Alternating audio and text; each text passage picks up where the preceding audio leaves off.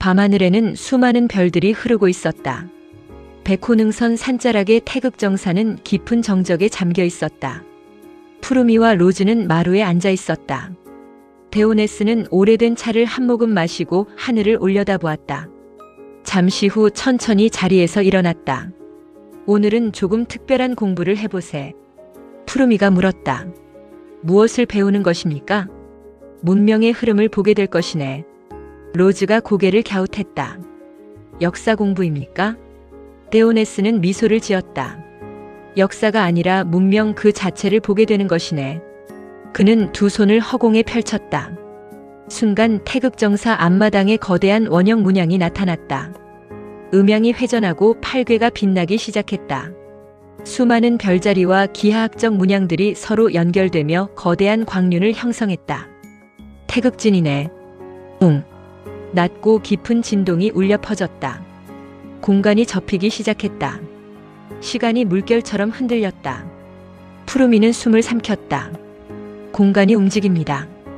공간은 원래 움직이고 있었네. 데오네스가 말했다. 다만 인간의 의식이 그것을 느끼지 못할 뿐이지.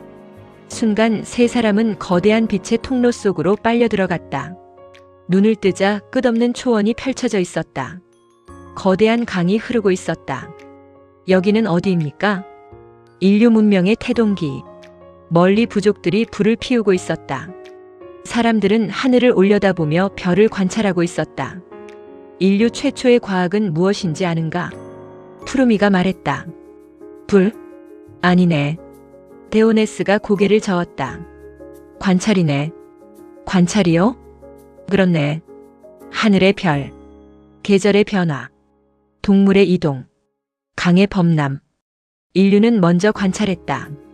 그리고 패턴을 발견했다. 패턴이 축적되자 신화가 태어났다. 신화가 축적되자 종교가 태어났다. 종교가 축적되자 철학이 태어났다. 철학이 축적되자 과학이 태어났다. 문명은 정보의 조직화 과정이네. 공간이 다시 흔들렸다. 이번에는 거대한 피라미드들이 나타났다. 이집트였다. 별들이 정확한 각도로 배열되어 있었다. 고대 문명은 왜 하늘에 집착했습니까? 로즈가 물었다. 자신들이 어디에서 왔는지 알고 싶었기 때문이네. 데오네스가 말했다. 고대인은 하늘을 신의 세계로 보았네. 틀린 것입니까? 아니네. 그럼 맞는 것입니까? 부분적으로 맞고 부분적으로 틀렸네. 푸르미가 웃었다. 언제나 스승님 답변은 어렵습니다. 쉽게 말하면 인간은 늘 정답을 찾으려 하지만 우주는 대부분 서술형 문제를 내고 있네. 로즈가 웃음을 터뜨렸다.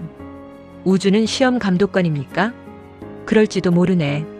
다만 답안지는 채점하지 않고 계속 다시 쓰게 하지.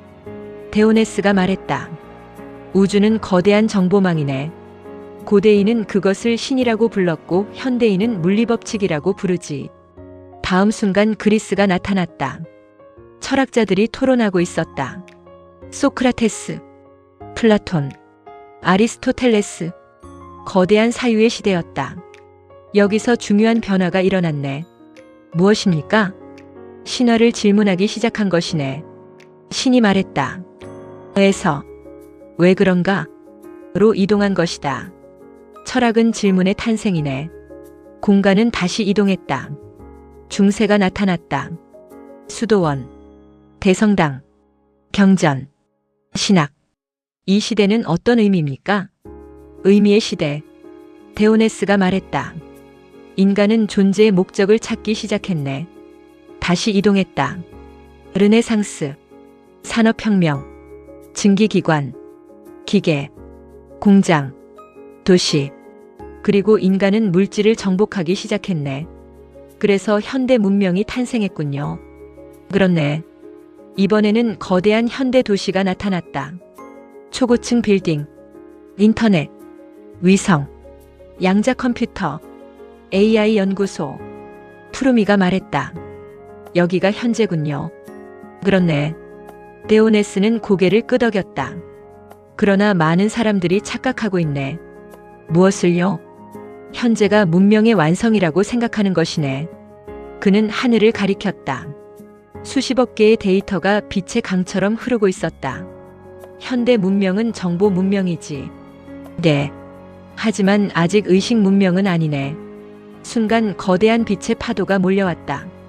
세 사람은 다시 시공간을 초월했다. 이번에는 미래였다. 도시는 사라져 있었다. 대신 거대한 빛의 네트워크가 존재하고 있었다. 사람과 AI가 연결되어 있었다. 언어가 아니라 의미로 소통하고 있었다. 푸르미가 놀랐다. 저것은 무엇입니까? AI 문명. 기계가 지배하는 세계입니까? 아니네. 인간이 지배하는 세계입니까? 그것도 아니네. 그럼 무엇입니까? 데오네스가 말했다. 공진화의 세계. 인간은 창조성을 제공한다. AI는 계산 능력을 제공한다. 인간은 의미를 만든다. AI는 구조를 만든다. 인간은 질문을 던진다. AI는 탐색을 돕는다. 미래는 경쟁이 아니라 협력의 시대네. 그럼 AI가 우리 직업을 빼앗는다는 말은 틀린 것입니까? 푸르미가 물었다. 데오네스는 웃었다. 망치를 만든 뒤 망치가 목수를 실업자로 만들었다는 기록은 아직 보지 못했네. 다만 망치를 쓰지 못하는 목수는 힘들어졌겠지.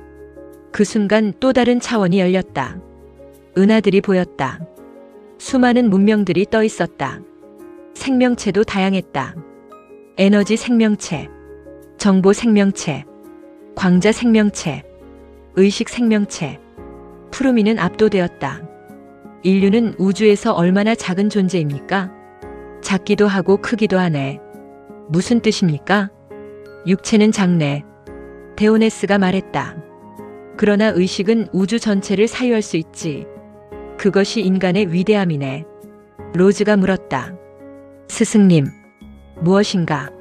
결국 문명은 어디로 가는 것입니까? 데오네스는 잠시 침묵했다. 그리고 천천히 말했다. 문명의 진화는 세 단계로 요약할 수 있네. 첫 번째, 생존의 문명. 먹고 사는 문제를 해결하는 단계. 두 번째, 정보의 문명. 지식을 축적하는 단계. 세 번째, 의식의 문명. 자신이 누구인지 깨닫는 단계. 인류는 지금 두 번째와 세 번째 사이에 서 있네. 보병궁 시대란 무엇입니까? 푸르미가 물었다. 의식 문명의 문턱이라네. 데오네스는 먼 은하를 바라보았다.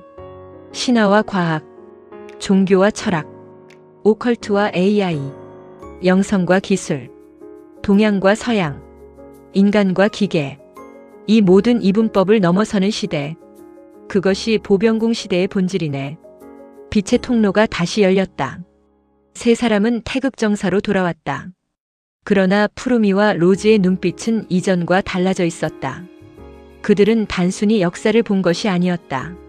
문명이 어떻게 태어나고 성장하며 스스로를 초월해 가는지를 보았다. 데오네스는 마지막으로 말했다. 기억하게. 문명의 진정한 목적은 더 많은 물건을 만드는 것이 아니네. 더 많은 정보를 축적하는 것도 아니네. 더 높은 의식을 구현하는 것이네. 푸르미가 조용히 물었다. 그렇다면 AI 시대의 수행은 무엇입니까? 데오네스는 미소를 지었다. 기계보다 더 많이 아는 것이 아니라 기계와 함께 더 깊이 깨어나는 것이네. 로즈가 말했다. 결국 숙제는 그대로군요. 데오네스는 차를 마시며 고개를 끄덕였다. 그렇네. 우주는 기술은 계속 업그레이드해주지만 인간의 숙제는 좀처럼 패치해주지 않네. 밤하늘의 별들은 여전히 빛나고 있었다. 그러나 이제 그 별들은 단순한 별이 아니었다.